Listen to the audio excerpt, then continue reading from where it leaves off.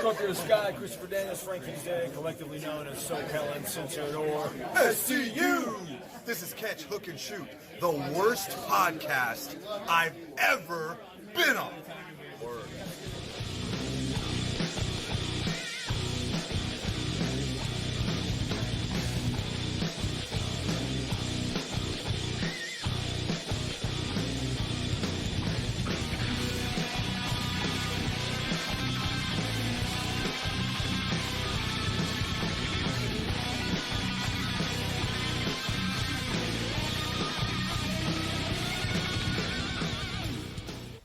What's going on, everybody? Welcome to Catch, Hook, and Shoot, the best podcast you never heard of. My name's Tom. I am your host. I want to thank everybody for watching, listening, and subscribing on YouTube, Podbean, Spotify, Apple Podcasts, or wherever you get your podcasts from. Make sure to check out the website, catchhookshoot.com. You can find the podcast and all the videos and interviews and all that kind of good stuff there as well. Make sure you're following on social media on all platforms. You can find the show at Catch, Hook, Shoot. Head to ProWrestlingTees.com/CatchHookShoot for all your t-shirt needs, and you can find all that and more on our Linktree, which is Linktree/CatchHookShoot, or scan the little QR code right there in the corner of your screen if you're watching on YouTube. And if you ever want to shoot me an email, it's catchhookshoot@gmail.com. So let's jump into everything going on in the crazy world of pro wrestling this week, starting it off like we have been the last few weeks with our lead story.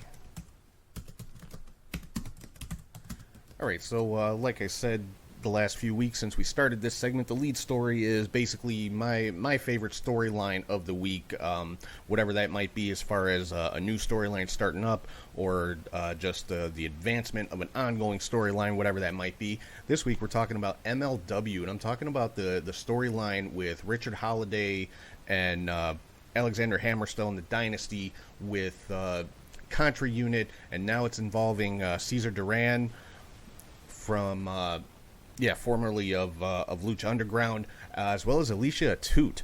Now, the thing with Alicia and Holiday has been kind of like a slow build for quite a while. The relationship between the two of them, it's like they hate each other, but there's like a little spark there, and I just find it a very interesting storyline.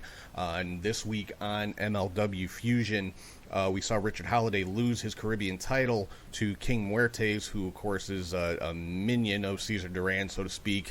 So a lot of moving parts in this, and like I said, it's involving Contra Unit, and now Cesar Duran and his group, or, he seems to be... I don't know if he's necessarily building his own faction or exactly what's going on with that, but I'm liking this whole storyline. Like I said, there's a lot of moving parts, a lot of aspects to this. So if you haven't checked out MLW, I definitely suggest checking it out. They're all over the place. I mean, you can get their shows on YouTube. They're also on beIN Sports. I believe they're on Fight TV as well. I don't know. They're all over the place. So check out MLW. I'm really, really liking this storyline. So let's keep rolling right along into the next segment here, which is basically my favorite match of the week, and it's called the Match of the Week. Alright, so this week's Match of the Week is from the WWE Crown Jewel event that took place on Thursday from Saudi Arabia, and that was the Hell in a Cell match between Edge and Seth Rollins. I mean, I don't think Edge and Rollins could put on a bad match if they wanted to, but they just kind of took it to a whole nother level in this one. This was the third match, basically, in a trilogy of matches between these guys. Stuff got very personal throughout the course of this rivalry, with Rollins basically trying to take out Edge, re-injure his neck, showing up at Edge's house, and all that kind of stuff. And it all culminated in this Hell in a Cell match where they pretty much just beat the living shit out of each other for a good little while there. And Edge, of course, was victorious in that match, but just a fantastic match between these two guys. And if you did not see the Crown Jewel event for one reason or another, I know a lot of people take issue with WWE doing these shows. I'm not going to get into any of that right now, but if you have not seen this match, I definitely suggest checking it out, because it is a fantastic Hell in a Cell match with these guys, and it stayed in the cell. It didn't go on top of the cell, nobody flew off the cell, none of that kind of stuff. It stayed within the confines of the cell, which you don't see a whole lot anymore with Hell in a Cell matches, so I thought that was pretty cool. So yeah, that is the match of the week this week: Edge versus Seth Rollins, Hell in a Cell from WWE Crown Jewel. So next up is my top 3 highlights of the week, and that is called the 3 count. First up on the 3 count from AEW Dynamite on Saturday, we saw a confrontation between Bobby Fish and CM Punk. I like this. I cannot wait to see this match. I believe they announced it's going to happen this Wednesday on Dynamite, actually. But yeah, Bobby Fish had a match and took some liberties with his opponent after the match. CM Punk came out and made the save, and just started off this new rivalry with Punk and Fish. And the match between these two is going to be outstanding. I already know that. That's already an early contender for match of the week for next week. Number 2 on the 3 count from Impact Bound for Glory, which actually just ended right before I started recording the show tonight. Awesome Kong inducted into the Impact Hall of Fame. Definitely well deserved. I mean, could be argued Awesome Kong quite possibly the most important Impact knockout in the history of Impact. Her and Gail Kim pretty much started the Knockouts division. It was built around them. So, yeah, Awesome Kong, well-deserved going into the Impact Hall of Fame. Awesome induction speech from Gail Kim introducing her. So, congratulations to Awesome Kong. Number 3 on the 3 count, Charlotte Flair and Becky Lynch had a basically the main event segment on Smackdown this week, where they were basically trading championships. Charlotte being the Raw Women's Champion, Becky the SmackDown Women's Champion. They got drafted to opposite brands, so they had them exchange the titles, kind of the same way the New Day and the Street Profits had to do last year with the tag team titles. But there's other things they could do besides these just title exchanges. I mean, somebody could have lost the title or something. I think the exchanges are a little bit lame in my opinion, but it is what it is. But the interesting part about this was Charlotte apparently went off script a little bit, apparently not happy herself with this particular way of doing things, and took the Raw Women's title and basically just threw it on the ground, or on the mat as it were, because they were standing in the ring. And apparently that was not part of the plan.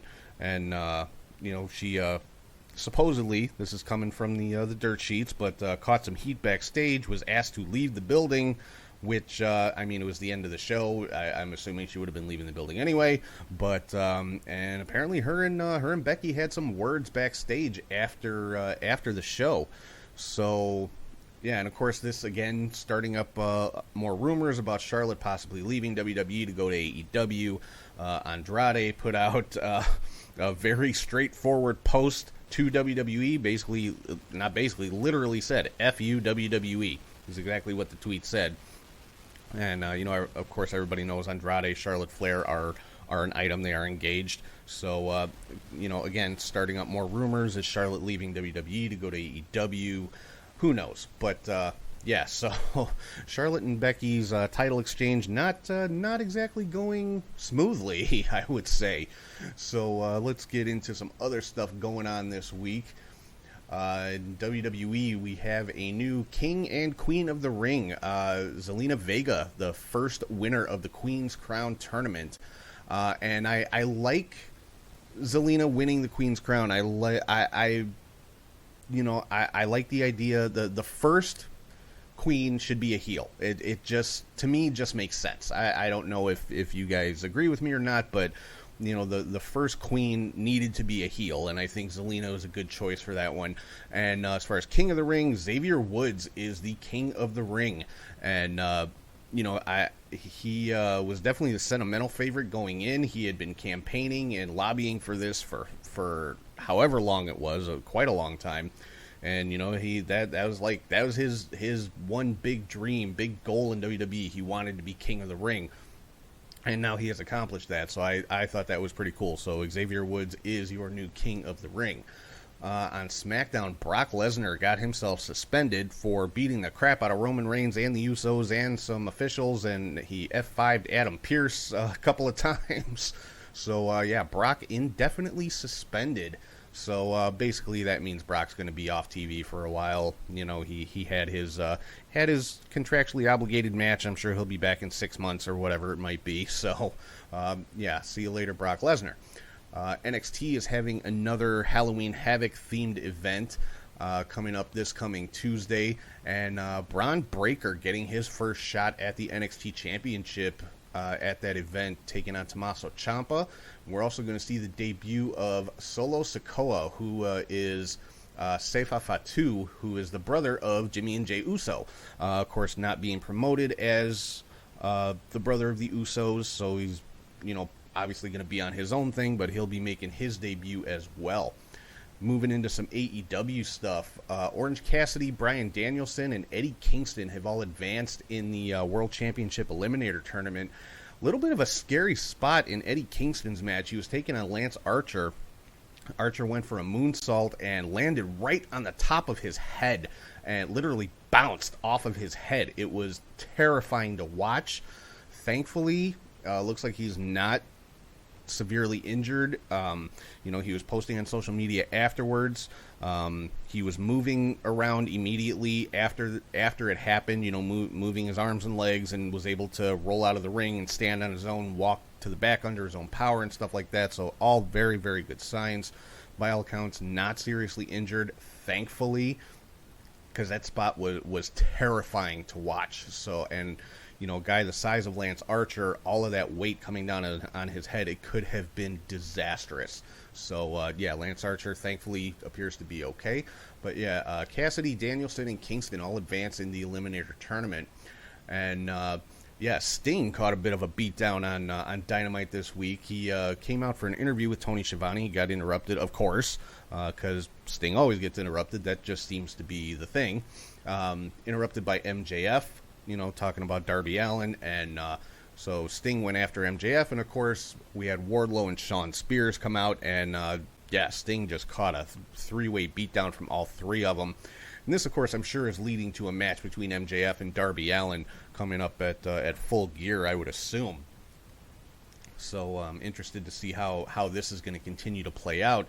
And then afterwards we saw a backstage segment with MJF and kind of confronted, I would say, by Wardlow, asking, you know, what was that all about last week when MJF just kind of threw Wardlow to Sting so he could run out of the ring. And yeah, and now I guess MJF says Shawn Spears is Wardlow's accountability buddy. I think MJF watches a little too much South Park. But, so, yeah, I'm not sure exactly what that means, but I'm sure we'll find out. And then we had the first matchup for the women's TBS title tournament tonight. Ruby Soho advanced in that match with a win over Penelope Ford. And then in the main event of Dynamite, Cody Rhodes finally got a victory over Malachi Black. Very good match between those two, actually. The fans the fans are turning on Cody Rhodes, so I think we may see heel Cody coming up here sooner rather than later. We'll have to see how that one's going to play out. Impact Bound for Glory was tonight, as I said, just finished up right before I started recording here. Jordynne Grace is the first Impact Digital Media champion, winning the six-way match for that championship. A lot of new champions in Impact. Actually, every championship changed hands tonight except for the tag team titles. The Good Brothers are still the tag team champions. They managed to retain. But Jordynne Grace is the first ever digital media champion. Inspiration, formerly known as the Iconics in WWE, defeated Rosemary and Havoc for the Knockouts tag team titles. Trey Miguel is your new X Division champion. He got the victory in that triple threat match for the vacant X Division championship.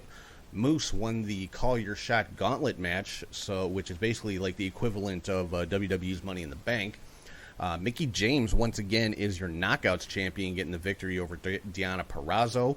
And Josh Alexander defeated Christian Cage for the Impact World title, but only managed to hold that title for a couple of minutes because Moose immediately cashed in that Call Your Shot trophy, and he is your new Impact World champion. Moving on to some MLW news. I already talked about King Muertes defeating Richard Holiday for the Caribbean Championship, and Calvin Tankman defeated Matt Cross to advance in the Opera Cup. Some New Japan news. The G1 Climax has concluded. The winner of the tournament is Kazuchika Okada. He picked up a win in the final over Kota Ibushi via referee stoppage. Actually, Ibushi was injured in that match. So Kazuchika Okada is the G1 Climax winner, and he will get the World Championship match coming up at Wrestle Kingdom in January. And then just some miscellaneous news here. Some bad news this past week. Ace Austin and Gia Miller apparently lost all of their possessions in a house fire. There, luckily nobody was hurt. They were able to get their pets out. So everything on that note is good. But all of their actual possessions and stuff like that was lost in the fire. There is a GoFundMe. If you check on social media, you'll be able to find that. And also we had a statement from Kylie Ray put out this weekend as well, that she is taking a step back from pro wrestling. She's had a bit of a relapse with some of her mental health issues, as well as some substance issues that she was, kind of self-medicating for those mental health issues, and apparently, hasn't been the best situation. So she is taking a step back to kind of get herself back on track. And of course, I've said many times, Kylie Ray, not just one of my favorite wrestlers, but one of my favorite people. So, best wishes and best of luck to her. Hope to see her back in the ring very, very soon. Now, mind you, she said she's taking a step back. She didn't say she's retiring, didn't say she's quitting or anything like that. She's just, taking some time to take care of herself. So, which is, obviously something that everybody needs to do. So, always, best wishes and all of our support to Kylie Ray. So that pretty much wraps up all the news and all that kind of stuff for the week. So right now I'm going to throw it over to Charlie G, and he's here with the Indie Cut.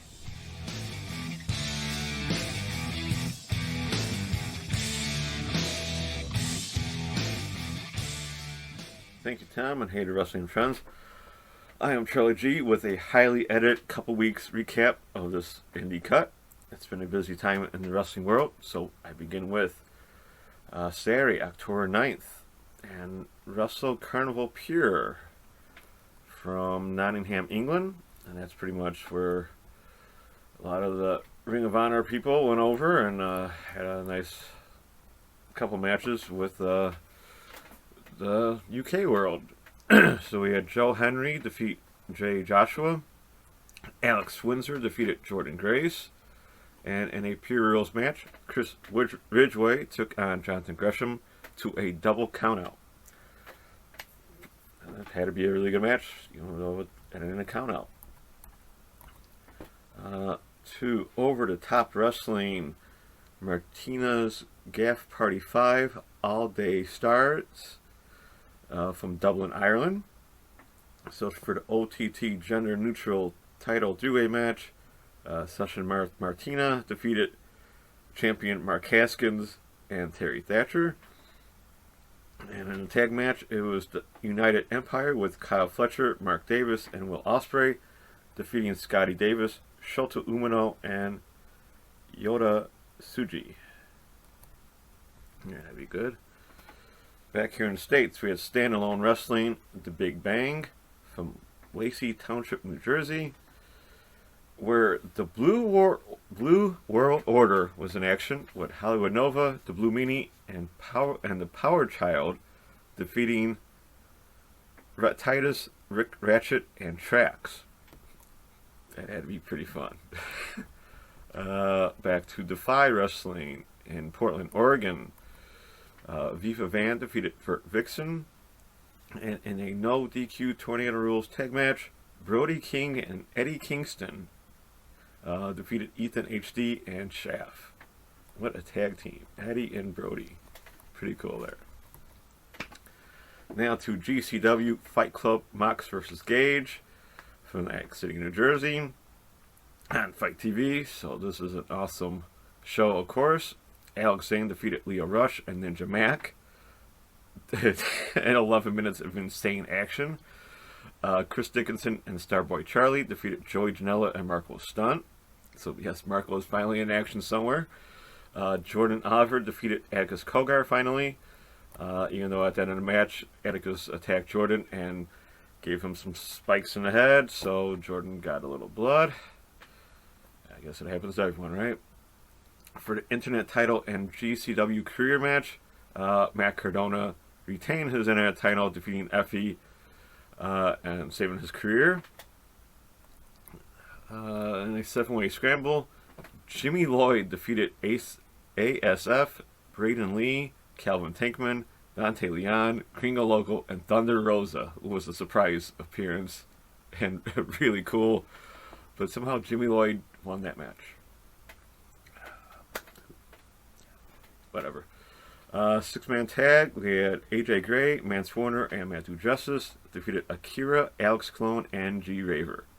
Pretty much the Death Rules match, guys. Then we had Shane Mercer defeat Yoya. Now, I'm guessing this was the match Yoya got hurt in, where he couldn't perform at Warrior Wrestling, because that was the last action he saw until yesterday. So, although he did appear at Warrior Wrestling VIP, he just did not wrestle. So, I hope he's all better. He had to be if he fought last night. So, then to the main event for the GCW World Title in a death match. Champion John Maxley retained against Nick Gage in a very bloody, all over the place match. It lasted about 19 minutes. Toward the end of the match, Moxley's back was completely bloodied and just battered, and I could almost see a hole in his lower back. So I don't know how he was able to do Dynamite the next night, or next week, the week, whatever. But yeah, he was destroyed, and Gage pretty much came out like it was a regular day at the office. So, but fun match. If you can see it, it is. I did see it on YouTube somewhere, so look it up. You might find it. And then we go down to Mexico, and AAA Heroes Immortals 14 for the Copa Antonio Pena match. Pimpinella Escalar won that, defeating Aerostar, Araiz, Argenis, Kyra, Mamba, Sexy Star, Viano Third Jr., and Toxin. Pretty cool opener. Then we had Dinamitas, El Cutaro, Forestero, and Sanchan. They defeated Carter Brower Jr., Moga Cota Jr., and Tito Santana. Not that Tito Santana. That was a really good match between those 6. For the AAA World Tag Titles, Phoenix and Pentagon Jr. retained against Vikingo and Laredo Kid. Of course, we all know Lucha Brothers held on because then they lost it on AEW. And then this also took the eye of Kenny Omega challenging Vikingo, and that will happen in December, I believe. So, can't wait to see that match. Then in a cage match of 6-man tag, not really a tag, the 6-man action, DMT Azul, Puma King, and our friend Sam Adonis defeated Dave the Clown, Psycho Clown, Psycho Clown and Murder Clown in a pretty grueling match. Of course, all blood all over the place, but they all had to leave the ring at one point, and Sam had one of his friends from CMLL be Harley Quinn, and she was she was a wild woman. And if you could watch this, we're on the Cubs fan on Twitch. Pretty cool match, and it leads to more down the road, I'm sure. Now to Sunday, October 10th, Noah Grand Square 2021 in Osaka. For the junior heavyweight tag titles, we had Eita and Nosawa defeating Osusi Koteji and Hajime Ohara to become the champions. And then for the heavyweight title, we had Katsuhiko Nakajima defeating champion Namichi Marufuji to become new champion. Over to Rev Pro Live in Southampton 14. So Rev Pro is back in action with Will Ospreay defeating Michael Oku by referee's decision in about a 30-minute match. That had to be awesome to see. Maybe I will go back and watch that. Back in the States, Empire State Wrestling 4th and Gold from Buffalo, New York, IWTV. For their heavyweight title, champion Daniel Garcia defeated Davey Richards in a instant classic for that promotion and pretty much anywhere for the week. Really cool match. Davey almost won it, but Garcia pulled out in the end. To GCW, The Aftermath, also from Atlantic City, New Jersey, on Fight TV. This is the next day. So we had Ninja Mac defeating Everett Connors, Frontman Jay, Gringo Loco, Marcus Mathers, and Nate Webb. Pretty cool opener. Nice to see Ninja Mac keep on putting on great performances. AJ Gray defeated Colby Carino, or I should say destroyed Colby Carino. Tony Deppen defeated Dante Leon. Alex Zane defeated Starboy Charlie. An awesome match there. Calvin Takeman defeated ASF. And then in a bit of a shocker to me, Allie Ketch defeated Mercedes Martinez. I don't know how that's leading up to anything, but Allie beat Mercedes. Alright. And then in a fun match, Minoru Suzuki defeated Joey Janela. And so the tour of Suzuki continues, and that match was actually pretty fun. Joey held his own and put in a couple good chops. You know, Minoru was like, "Come on, bring it, man." What are you doing? So watch that match. I'm sure you can find it somewhere. On to Tuesday, October 12th, CLLL. For the Mexican National Lightweight Heavyweight title, Angel de Ura defeated Felino to become the champion. No reason I'm talking about CLLL. On to Thursday, October 14th, and Defy was back in action. Hellbent was the show, but from Los Angeles, California. Christopher Daniels defeated Daniel Garcia. Eddie Kingston defeated Rocky Romero. In tag match, Bestia 666 and Mecha Wolf defeated Vandergriff and Titus Alexander. And for the tag team titles, Eddie Pearl and Ricky Gibson, who are champions, defeated Joral Nelson and Royce Isaacs. So that'd be a fun show. And then beyond Uncharted Territory, episode 2, Chris Dickinson defeated Victor Benjamin. Willow Nightingale defeated Lady Frost. And Josh Alexander defeated Alec Price. And a very good match between those two. First time seeing Alec, and I'm sure it won't be the last. To Friday, October 15th, Paradigm Pro Wrestling. I talked about some of these results on Warrior as well, but I'll go to them here. For the MidwestTerritory.com title match, champion Calvin Tankman took on Shane Mercer to a 15-minute no contest, as they both kind of tossed the referee away, so the referee just called the match. But that was a great match between those two. If that could be on Ring of Honor or MLW or AEW, someone get that on regular TV. That'd be great. Davey Richards defeated Cole Radrick. Real good showing there. And for their Paradigm title, Shug D defeated Myron Reed to become the champion. A pretty nice match there. Then later that night, they put on As the Rush Comes, also on IWTV, which was the UWFI rules show. So Austin Connolly defeated Davey Richards by a brutal knee strike to the head, as Davey tried to do a leg grab down low and just ate a knee. For the super middleweight title, champion Jordan Blade defeated Janai Kai. Ankle lock, I do believe.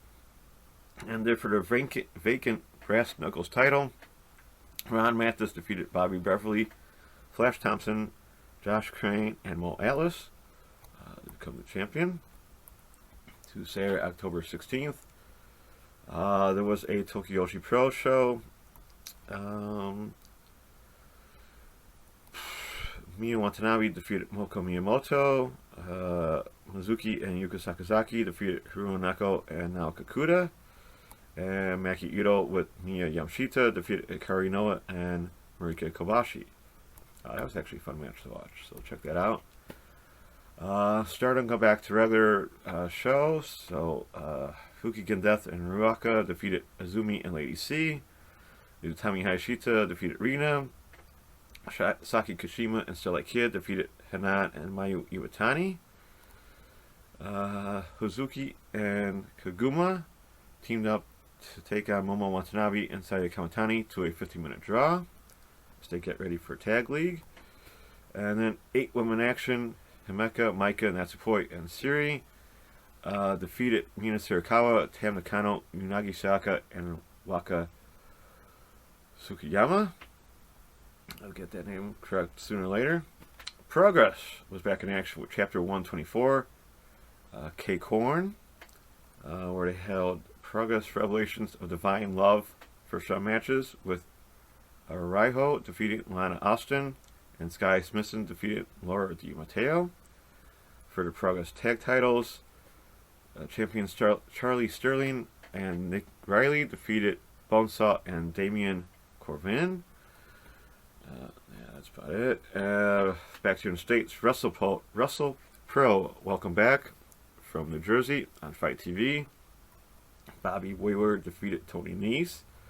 Crowbar defeated Justin Carino. Brian Myers defeated Dirty Dango, also known as Fandango, so that's his new name. Mac McIntosh defeated Carlito. That's not cool. For the Impact Knockouts title, champion Deonna Purrazzo defeated Mercedes Martinez by DQ. So I don't believe that is Mercedes' only time at the championship. Let's hope not. And for the WrestlePro Silver title, 6-way match, Aaron Rourke defeated champion Eddie Edwards, followed by Kevin Blackwood, the world famous Cheeseburger, and Zach Gowen. And Zach Gowen's still performing out there. To Limitless Wrestling Euphoria from Maine, Alec Price defeated Brad Cashew, Lee Moriarty, and Nola Kitano. For the Limitless World title, Anthony Green retained his championship, defeating Daniel Garcia. As you all know, Anthony had to relinquish that title without losing it as he went to the WWE, NXT, got buried there and came back and won it back. So nice to see that. To International Wrestling Cartel, Super Indie 20 from Pennsylvania. That was on Fight TV. I'll just go through the final match, which was Cole Carter defeating Anthony Green. So Anthony had a busy weekend there. I'm sure the Limitless was taped. Yeah, good with that. Then to International Wrestling Syndicate, Scarred for Life 2021 from Montreal, Canada. For their women's title, Veda Scott defeated champion Ada Starr to become the champion. Forgot to throw that in because Veda doesn't wrestle that much. To AAA Wrestling, this is a regular show, so we had referee Tarantes, La Parca Negra, and Superfly defeating Fabi Apache, Mr. Iguana, and Nino Hamburguesa. I have to go back and watch this show because I completely missed it.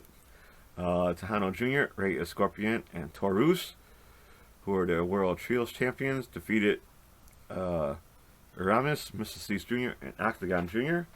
in what had been an awesome match there. Then Chessman, Lady Shani, and Pagano defeated Bismarck Negro Jr., Chick Tormenta, and Latigo by DQ. I'm sure a cool show nonetheless. To Sunday, October 17th, Stardom, Gaza Stardom Tag League Day 1 took place. Tag League matches. Hazuki and Koguma defeated Hanan and Rina. Sorry about that. Fukigen Death and Saki Kashima defeated Sai Kamatani and Utami Yashita.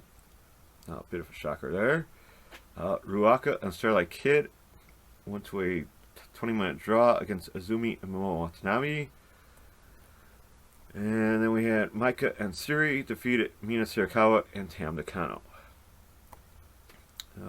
Ice Ribbon, new Ice Ribbon, 11:52.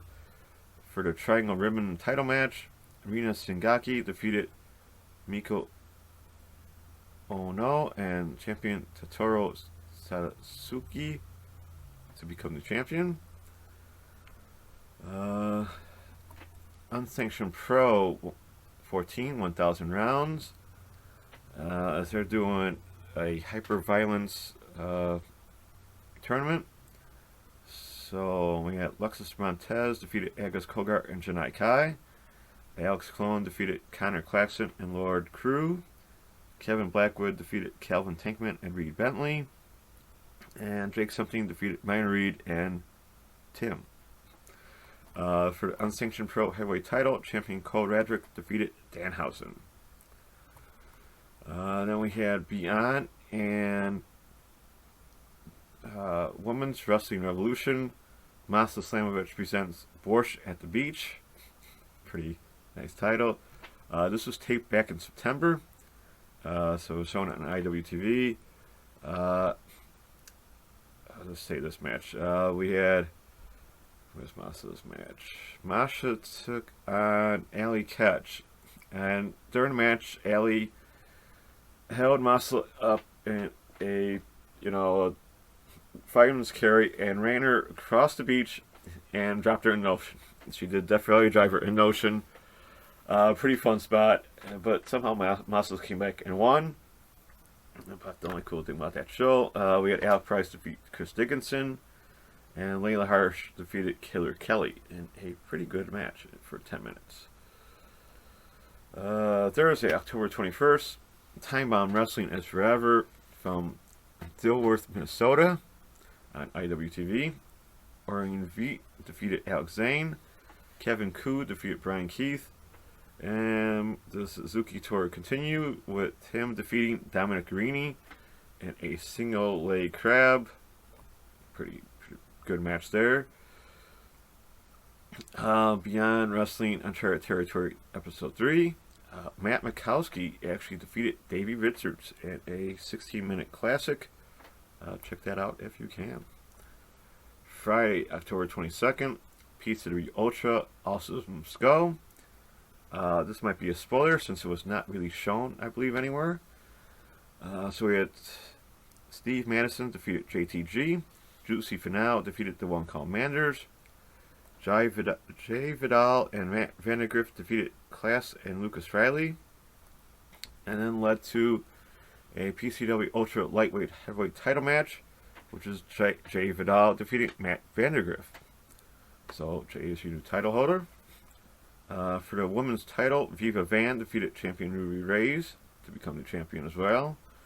The Blood Hunter defeated 2econd Scorpio. For the PCW Ultra Heavyweight title, champion Hammerstone defeated Alex Kane. And for the PCW Ultra Tag titles, Jacob Fatu and Joseph Samuel, who are champions, defeated Danny Limelight and Slice Boogie. Back here in Chicago for Freelance Killer Clown from Logan Square. At the Logan Square Auditorium on IWTV. In a 6-way scramble match, of course, Darius Luttrell defeated Braven Fett, Bryce Benjamin, Danger Mask, Misa Kate, and Saving Gage. Quickly then after the match, Frank the Clown and Robert Anthony dragged Isaiah Velasquez to beat him down in the middle of the ring and then Pillmanized his left arm. In doing so, Kylie Ray tried to come out and save the night, only to eat a big boot from Ego Anthony, leading to Frank the Clown Pillmanizing her left leg, or right leg, my fault, in a disgusting display of the two being down both people, both Isaiah and Kylie. Ego then gave a promo demeaning Kylie and her struggles back with Freelance and her personal life. More on that later on. For the Freelance World Title Tournament, first round match, Robert Anthony stayed in the ring to defeat Angel Escalera, who tried to defend his teachers. Nice try, but just a little short there, with, of course, Frank interfering a couple times. Then we had Effie defeated Wes Barkley. Alfonso Gonzalez defeated Project Monix in his penultimate match. Alfonso put his legs on the ropes to get the pinfall. Now, Monix was supposed to take on Kylie Ray later tonight with Freelance Underground, but as of 5 o'clock, there has been no announcement of what's going on, so we'll see what happens. In a non-title 2-way match, the Bang Bros of August Matthews and Davey Bang defeated champions Bucky Collins and Mikey McFinnigan, and Marino T and Philly C.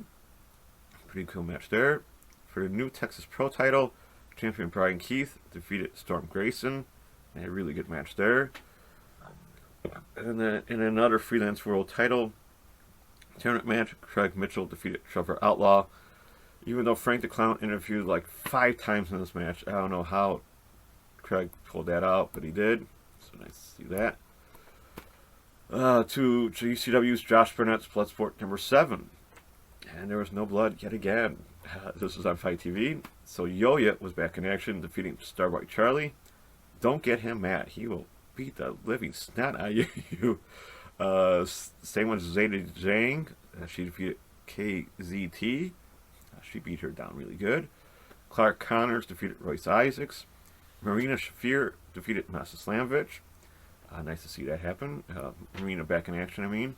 J.R. Krotos pretty much knocked out Calvin Tankman.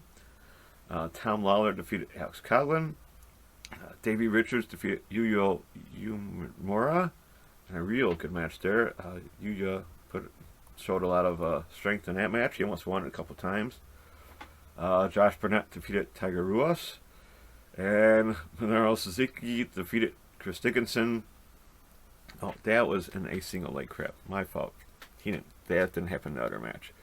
But yeah, so they finally hopefully ended their beef with that match. CMLL. Mystico defeated Ultimo Guerrero. And Titan and Valador Jr. defeated Templario and TJP. So TJP made it down to Mexico for a match. Nice to see. Then earlier today, Saturday, October 23rd, Tokyo Pro was back in action. Hikari Noe defeated Pam Harajuku. May St. Michelle and Saki-sama defeated Nodeka Tenma and Raku. And Maki Ito with Miya Yamashita defeated... and with Moko Miyamoto defeated Mizuki, Yuka Sakazaki, and Suzumi. Before I go, I would like to promote Pro Wrestling Tees Tag Me In t-shirts. This is professional wrestlers. Here we go. We got that. And if you're watching on YouTube, I've just put up a little page. Professional wrestlers from around the world have come together to raise awareness for mental health with the launch of the new Tag Me In initiative. The goal of Tag Me In is to normalize a conversation about mental health, rid the mental health stigma, and reiterate that those affected are never alone. So get yours before the month is over. I know I will, even more so with the sad news earlier today of Kylie Ray taking another break due to declining mental health. I won't go into much what she tweeted, but she did say she has been struggling since mid-August, which obviously cannot be easy to keep performing with all that going on. So, yeah.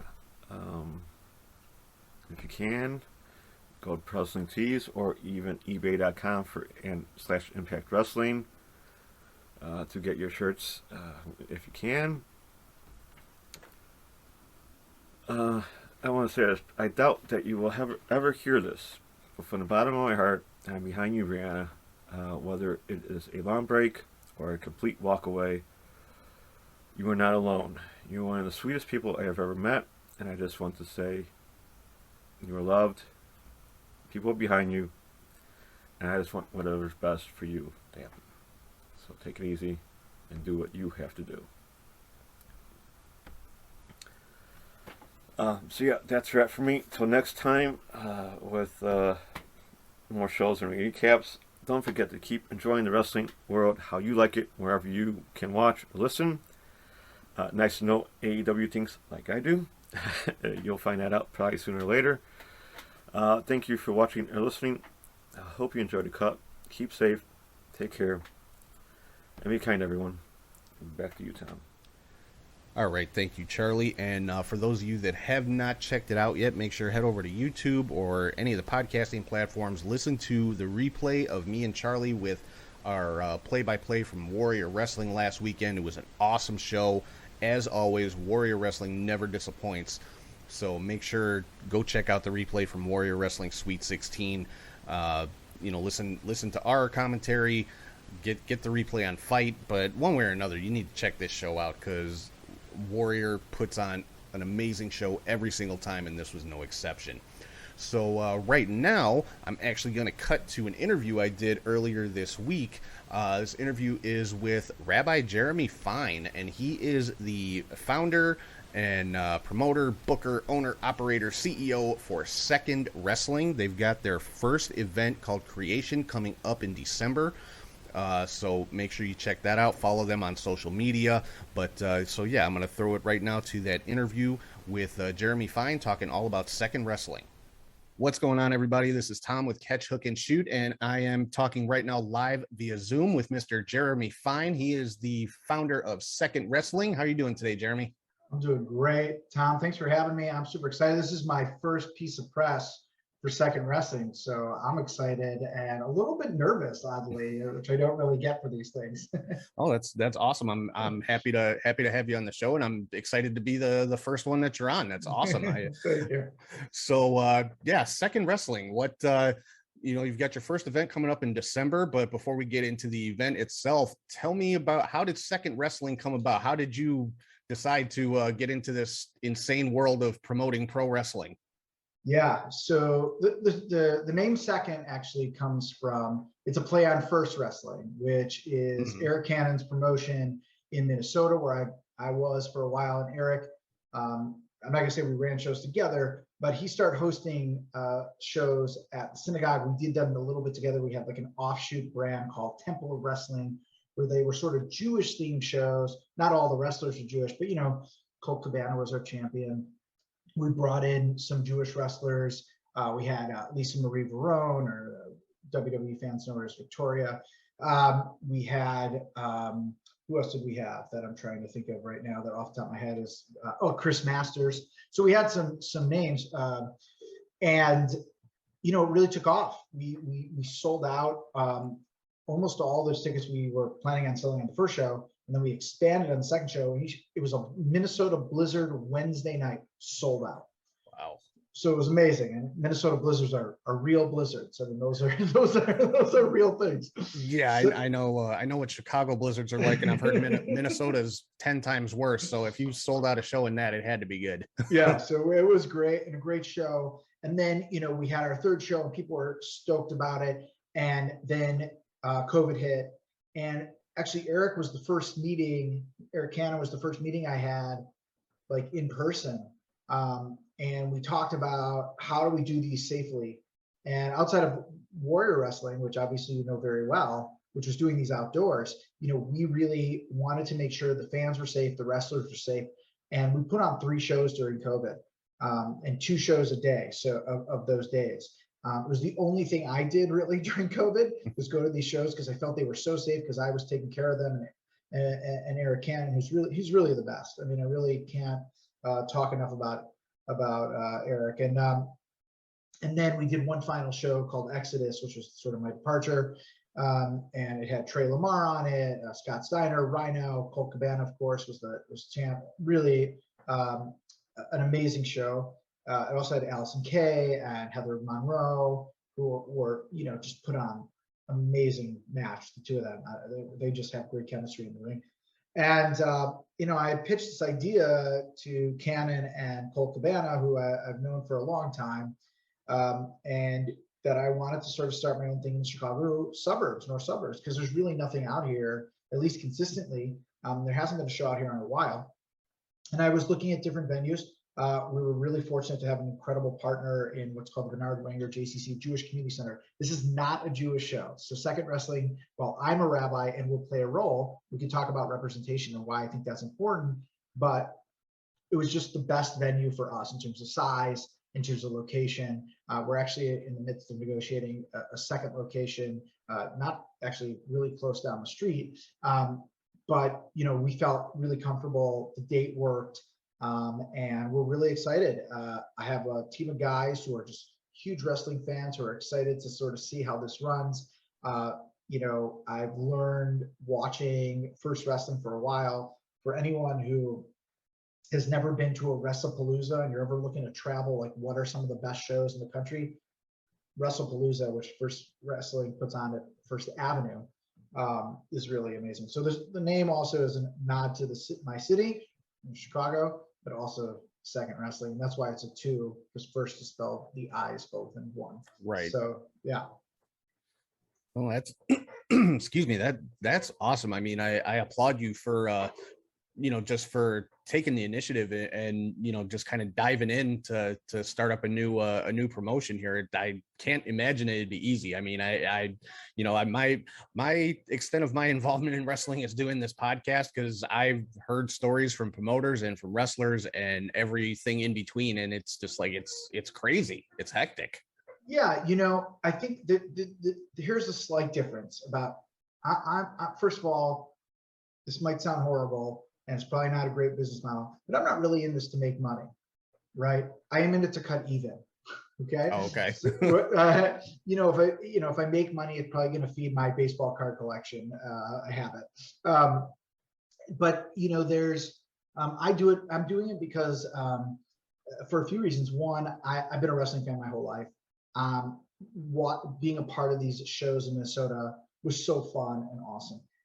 Number 2 is I think maybe because of my gig, my full-time gig, which is a rabbi of a wonderful congregation in Deerfield, Illinois, is that there's a certain code of ethics. I can be very honest with you, is that some of the I have a minimum minimum point that I will pay, and some of the wrestlers actually asked for under that, and I said, just so you know, I pay I'm going to pay everyone at minimum this amount. Because I heard stories, and I've listened to Eric Cannon, I've listened to Cole Cabana about the bad things in wrestling, and I would like to extract them from anything we do. We want to make sure that the wrestlers are happy. What I found with First Wrestling, also working beside them, was that if you treat your sponsors right, if you treat the wrestlers right, if you treat the venue right, everyone wins. Then the fans get the best show and everyone's happy. And, almost everyone I'm going to work with, almost everyone is either someone I've worked with or been referred to. There's a few people I'm taking flyers on, but I did some background checks and people vouch for them. People I trust vouch for them. And the last thing is that, the last couple of years in wrestling, it's been great with all these big promotions, obviously AEW and the growth of ROH and Impact coming back and all these things. There's been a lot of talk about representation, women, Black wrestlers, and when we were first, we made sure that was a big deal, right? Some of the headline matches, Allison Kay versus Heavenly Monroe. Who doesn't want to see that match, right? Right. So Trey Lamar and Dante Martin. I mean, ACH and Darius Martin, best match I've ever seen live. I mean, that was unbelievable. And, there's a little bit a lack of Jews in wrestling. Obviously, you have Cole Cabana, you have MJF, you've had Barry Horowitz. But even guys like Chris Masters or Lisa Marie Varon, Victoria, you wouldn't have known unless you actually talked to them and interviewed them about it. And so having a rabbi in wrestling allows for, some of the kids who grew up watching wrestling to see themselves, and not just in an announcer role or a Paul Heyman role. Obviously, Paul Heyman may be the most famous Jew in Goldberg and Macho Man. But there's a long history that, we don't talk about. And so this will give, I hope, every, kids that anyone can be a part of this world, and we can make it a better world for everyone. And I think we've already started, and I'm using we as the global we, Right. that it's a place everyone can be and share and ask questions. And, after the shows, a lot of the wrestlers and some of the fans would talk to me about, the synagogue or being Jewish. And I welcome those discussions, because if we don't know each other, we're going to be lesser of a people as a whole. And I mean, that's fantastic. And like you said, some of those names that you put out there, like like Lisa Marie, who I've met numerous times. She is just an amazing person. Or like Macho Man or Chris Masters. I had no idea, honestly. I mean, it's typically not a subject that you bring up in just normal conversation, meeting a wrestler at a meet and greet or something like that. Yeah. So that's definitely very cool. And also what you said about, having the minimum and just doing right by everybody. You would think that in any kind of business, that's just common sense. Just do right by, the people that are working for you and your venue and all this kind of stuff. But it seems to, throughout the history of wrestling, I'm not going to say it's, the same now or as bad as it was way back when, but that just doesn't seem to be something that clicks with a lot of wrestling promotions. Yeah, I mean, it's not easy. It is expensive to put on a show, at least if you want, I'm bringing in, we haven't talked about the card yet, but bringing in Colt Cabana and bringing in Besties in the World and bringing in some of these names, it does add up. Not just their price, but travel and stay and things that you want to make sure they're taken care of. And it's hard. And then there's the startup costs, like things you don't think of, like T-shirts or the ring bell. And ring bell isn't expensive, but it all adds up. Yeah. Right. So I don't know how. My hope is, again, if I cut even, I can do these all the time. If I don't cut even, then Second Wrestling will probably have 2 shows and we'll call it quits. But there's I get it. I get why it's hard to do that. And there's also an old school mentality where like you have to earn your way to make $20, $30, $50. And they're still entertaining. And in any other world, they would only do that for free if they had to.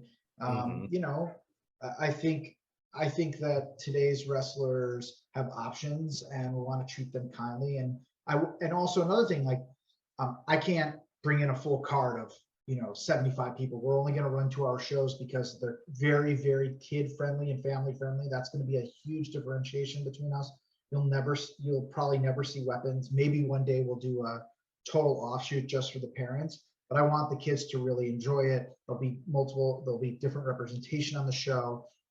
Women will always be highlighted on our show. But there's a certain amount of, real understanding and kindness that sort of want to infuse, and it's counterculture, which I hope is a good thing.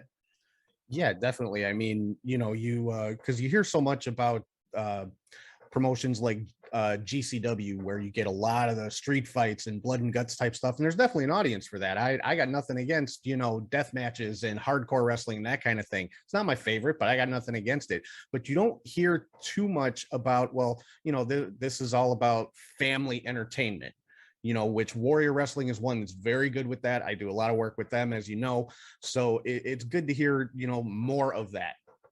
Yeah, we got little stuff we're going to hand out. We tried to do a little bit more, but again, that budget adds up. Like, if you want to add certain elements, but the talent will all be reminded. There's no swearing on this show. There's no taking it to the crowd unless it's specifically something we've all approved. I want to make sure that everyone feels safe and everyone feels supported. And every fan, whether they're 4 years old or 40 years old, goes home happy. And I think we can do that. My kids will be there. They'll be in the front row. They'll be my little one will be screaming a little bit more as she does. But we did that at the synagogue, and that's what I'm gonna sort of be bringing here as a really family friendly, if not kid centric, show. But everyone can join. I mean, like, for example, one thing a lot of shows make their money on is alcohol, but we won't be serving beer. We have other things that we hope to serve, but that's just not what the clientele that I'm aiming for. As it's also 1 o'clock on a Sunday, but that's right. Exactly. Yeah. No, that makes perfect sense. And I think, like I said, I think it's not necessarily an untapped market, but one that's not served predominantly with a lot of independent promotion. So I think that's very cool. So I've actually got your flyer up here on my screen. I'm looking at some of the names that you've got already, and I mean, you've got some pretty good names here. I mean, obviously front and center is Colt Cabana, AEW star.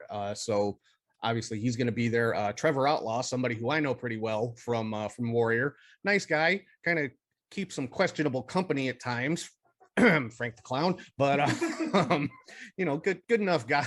So what the like what are some of the other names? I don't want to just run down the list here. Give us some of the other names.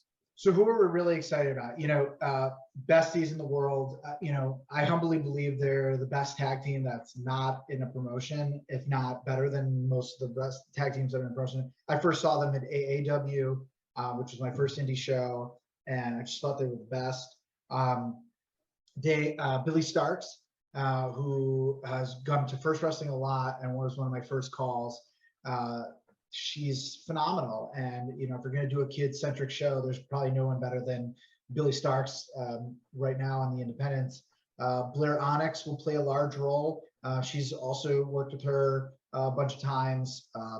You know, she brings a certain style that I think is really unique. Yeah, I actually just saw her for the first time on Saturday at the Warrior show, and I was impressed with her. I thought she was very good. She was on the one of the pre-match show or pre-show matches, and I thought she was really good. So yeah, she's great.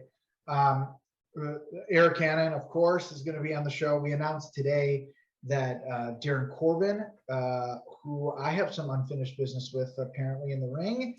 Yeah, I saw that on Twitter. You gave him a stunner. Did I read that right? I'm definitely the only rabbi ever to give anyone a stunner in the middle of the ring. You know, listen, he crossed the line in a match where he was in a three-way2-way for the Uptown VFW Championship against Eric Cannon and Devon Monroe, who will likely at some point make his way to Second Wrestling, big Devon Monroe fans. And Corbin got my face, and the loudmouth mercenary has never stood across the ring from a rabbi who's bigger than him, faster than him, and put him in his place. Very nice. I'm impressed. So there's one name on this flyer that I am not familiar with, but her gear really caught my eye. Pizza Cat Jr. Oh no, so Pizza Cat is not, she's stuck in the alley. She's not coming out. I think you have an old flyer. Oh, it might be an old flyer. Okay, I'm sorry. I just grabbed one off of your Twitter page here. Okay, I'm like, who is this? I've never seen her before, so I was curious. So she will not be there though. Not be there. No. Okay, gotcha. No. Sorry about that. No problem. And so I know you haven't announced any of the actual matches for the card yet. When can that be expected? So we did announce one thing, which the actual matches aren't announced, but we're going to have a tournament that's going to begin at this show at Creation, which will have 3 matches likely. That will be a tournament to decide who's in the championship match for the first belt championship title match. So you can expect some sort of tournament to begin, and we should announce that in the next week or two. You'll also see some faces that are probably new to Chicago. I know at least 3 guys have never wrestled in the area. So one's coming in from Germany. His name is Yuval Goldschmidt, will be on the card. The other is Nate Bach from Detroit. We're excited about Nate. And Corey O'Neill, who's a wrestler down in Texas, will be making his way up. So we're excited to welcome them. And they'll all be a part of something, which I won't. And then we have other guys coming in and women as well who we're excited about. Again, you know, there's 7 matches on the card at this moment, but anything can change at any time. And you know, I imagine you'll also see me somewhat in the ring at some point. Okay, yeah, like they always say, card subject to change. Exactly. Well, awesome. So, yeah, tell everybody, you know, as far as the show, give us the details, the date, location, where they can get tickets, all that kind of good stuff, and where we can find you on social media and all that. Sure. Yeah. So we're right now, we're just on Twitter and Facebook as we grow. We're at Second Wrestling with a 2 as instead of the S for second, at Second Wrestling on Twitter and Facebook. The event is listed on Eventbrite. Just type in Second with a 2, you'll find it. Tickets are $30 for ringside and $15 for general admission. We're going to be, it's December 12th at the Bernard Wanger JCC, which is in Northbrook, Illinois. I think it's 300 Revere drive. And it's going to be a great time. We have some wonderful, wonderful sponsors already lined up for the show, which also help keep the ticket cost as low as we can to also make sure that everyone is, taken care of and has a great time. Big shout out to the JCC, which is the Jewish Community Center, for wanting to host this. They're taking a flyer on what we do, and we're taking a flyer on them, and we're excited for the matchmaking that's going to happen, no pun intended. And I hope people will show up and support. And listen, I think the other piece is anytime you get a chance to see Colt Cabana on the North Shore of Chicago, that's a huge, huge treat that doesn't come around that often.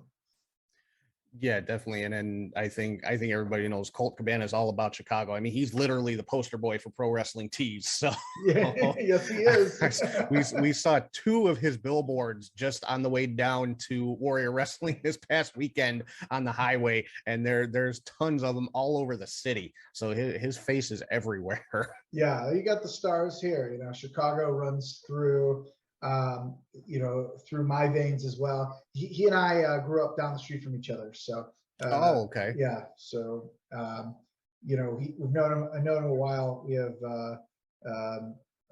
friends in common, and I think he's done incredible things for professional wrestling, and especially independent wrestling, and paved the way for a lot of what's going on now is Colt Cabana's brain trust. Yeah, and I mean pretty much the entire concept of a wrestling podcast. I mean, he started all that. As far as I'm aware, he was one of the first, if not the first, to do a wrestling podcast. So, he's got major contributions both in and out of the ring. So yeah, he's got 2. Yeah, yeah, yeah. So he's definitely a diversified kind of guy. Yeah, absolutely, and a good human being, and that's. He's part of the Dark Order, which gives him a little bit of edge. But yeah. So yeah, Colt is one I've never had the opportunity to meet him, believe it or not. I mean, I'm from Chicago. I've lived in Chicago my entire life. I've been a wrestling fan forever. Never had the chance to meet Colt Cabana. he's an incredible. He's just an incredible wrestler.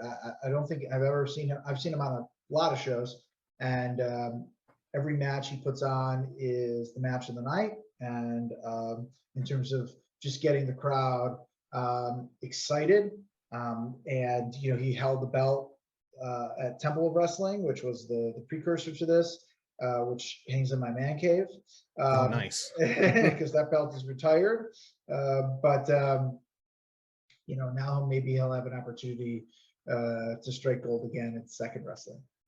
Yeah, I mean, it just from what we know so far, I mean, it sounds like it's going to be an awesome show. It sounds like it's going to be a great place to, bring kids and just have like a family, Sunday afternoon outing. It sounds like it's going to be an awesome time. So I know I'm actually going to be at a Warrior show that day, but I definitely am going to want to, hear about this and find out more information, and hopefully you guys will keep rolling and be successful, because I definitely want to make it out to some of your shows and see expand myself. So yeah, it'll be great. We also have some really great local talent who I've just gotten to know a little bit. So Pick and Pop, who are a new tag team in the Chicagoland area.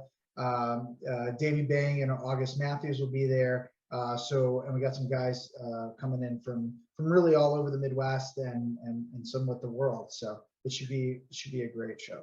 Yeah, I've seen Davey Bang quite a few times also, where he is phenomenal. He is very, very good.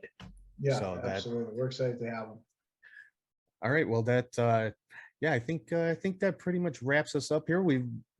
But 2econd Wrestling, Jeremy Fine, thank you so much for coming on the show. It sounds like you're going to have a fantastic debut show with some of the names that you've got. And I'm looking forward to checking it out myself. Yeah, well, happy to have you. Thanks, Tom. Appreciate it. All right. Thank you for taking the time. And I will, definitely have you on the show again. So, possibly after the first show, see how much success you have. Absolutely. And hopefully it'll be, through the roof. Hopefully you sell out and just have them hanging from the rafters, as they say. We'd love it. Thank you. I appreciate it. All right. Thank you, Jeremy. Have a great one. Right. Bye-bye. Bye. All right, so that was my interview with Rabbi Jeremy Fine about 2econd Wrestling, brand new indie company starting up here in Chicago. Go check them out on social media. Check out their upcoming debut event, Creation, coming up in December. If you're going to be in the Chicago area, grab your tickets to that. It sounds like it's shaping up to be a really good show, so I definitely suggest you guys check it out, and like I said, give them a follow. So right now, we're going to get into my my, I guess, rankings, as it were, for the week. Just the wrestlers, people that I thought had the biggest impact on this particular week, and that is the top 5.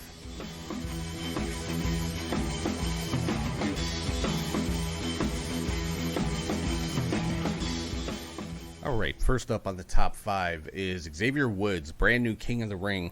Like I said a little while ago, he was lobbying, campaigning to bring back the King of the Ring tournament, and this has been a dream of his since he was a kid, wanting to be the WWE King of the Ring, and now he's accomplished that. And the support that he got from all the fans and the reactions he got, both winning the tournament and from his coronation on SmackDown, was just amazing. So and he now, every member of the New Day has had some type of major accomplishment outside of the team as an individual, with of course Kofi and Big E both being WWE champions, and now Woods being the King of the Ring. I gotta say, New Day probably at this point has to be rated the number 1 faction in the history of WWE. I mean, as far as longevity, team accomplishments, individual accomplishments, New Day can do no wrong, apparently. So congrats to Xavier Woods again for becoming King of the Ring. Number 2 on the top 5, Kazuchika Okada. Talked about that a little while ago. Winner of the G1 Climax tournament, going on to get the World Championship match at Wrestle Kingdom. Number 3, Jordan Grace, first ever Impact Digital Media Champion, which I talked about this title a while ago. People, had some stuff to say, Digital Media guys, it's the equivalent of a TV title. Digital media is pretty much the standard today. Back in the 80s, it was all about TV. Now you fast forward to the 2020s, it's all about digital media. It's all about streaming and online stuff and all that kind of stuff. So yeah, Digital Media Champion makes complete sense as far as I'm concerned. And Jordan Grace is your first Digital Media Champion, so congratulations to her as well. Number 4, Mickie James. Again, your new Impact Knockouts Champion. First time she's held that title, I believe, since 2013. So, she got the victory over Deonna Purrazzo at Bound for Glory. And number 5, Trey Miguel, picking up the X Division Championship. So he is now a double champion, because he is still the Warrior Wrestling Champion as well. So, I gotta support, always gotta support my Warrior guys. So Trey Miguel, actually got to talk to him a little bit last weekend. Just an awesome guy. He did steal one of my markers though, but that's okay. I don't mind losing a Sharpie to Trey. So, but Trey Miguel, your brand new X Division champion. So let's get into the next segment of the show here, where I get to play a kind of armchair promoter, and I'm talking about the Fantasy Booker.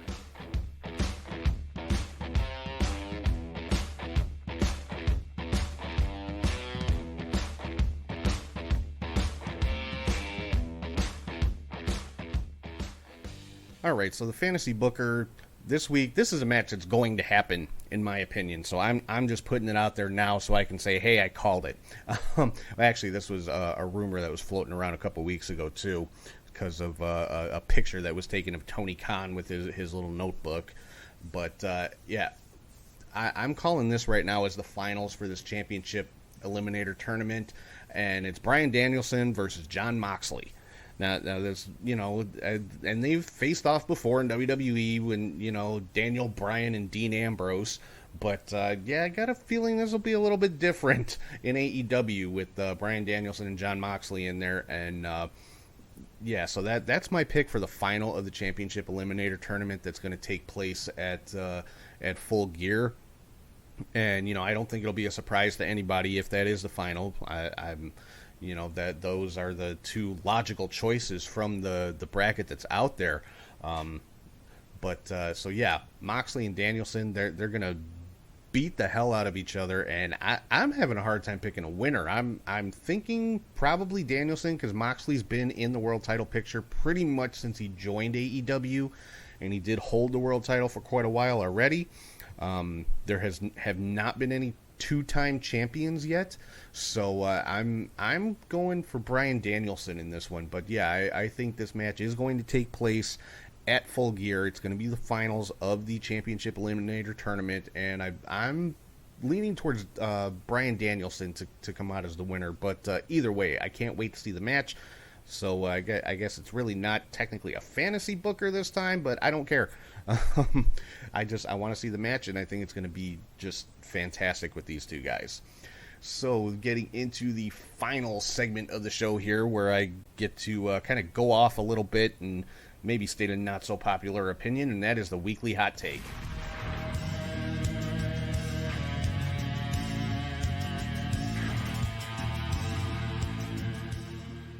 All right, so Eric Bischoff has had a lot of stuff to say the last week or so about some stuff that Tony Khan had been saying, and talking about ratings and demos, and when SmackDown went head to head with Rampage for a half an hour last Friday, and it's ridiculous. Bischoff talking about cosplay competition and saying he actually competed with WWE. Dude, shut up. You lost. Bottom line, you lost. Okay, yeah, you competed with WWE for all of 83 weeks, and then you got your ass handed to you. Now, granted, Bischoff wasn't there much longer after that 83-week span was over with. Fine. Fair. You can't put the downfall of WCW on Eric Bischoff, but the bottom line is, yeah, you competed for a little while, and then you got the crap kicked out of you, so you're really not one to talk about any of this stuff. I mean, in my opinion, Tony Khan is being smart here. He's smart enough to build his product and his audience, before he tries to go head to head with WWE, if that's even in his plans. Who knows? I like the fact that they're not on at the same times right against each other, because I want to watch both shows. I want to watch Raw. I want to watch SmackDown. I want to watch Rampage. I want to watch Dynamite. I like that none of them are on in the same days, or at the same times, because Rampage and SmackDown are both on Fridays, but they're not on at the same time. Rampage comes on right after SmackDown goes off. I like that. I like being able to watch both and not have to go back, and watch one later. I like watching, being able to watch all the shows live, mainly because there's no way to avoid spoilers these days. It's damn near impossible.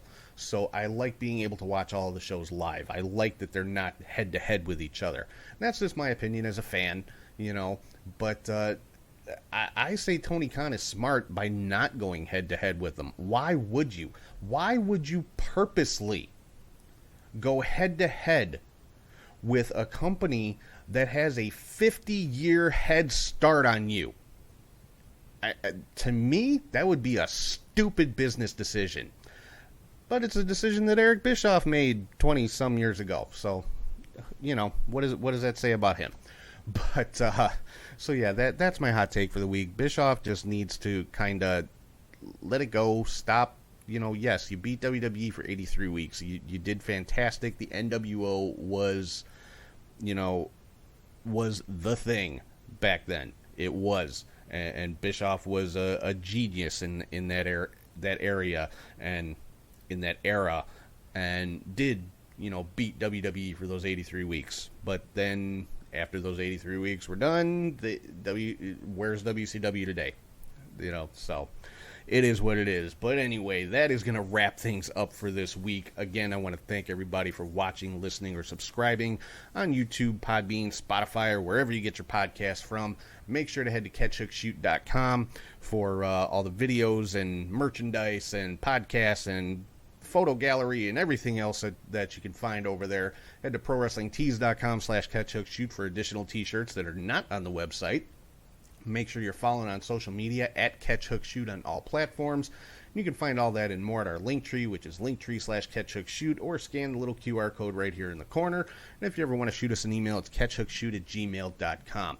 So that's going to wrap everything up for this week. Again, thank you everybody for checking out the show. Make sure you check out our, like I said, our replay of the play-by-play of me and Charlie from Warrior Wrestling Sweet 16 last weekend. That's on all the podcasting platforms as well as YouTube.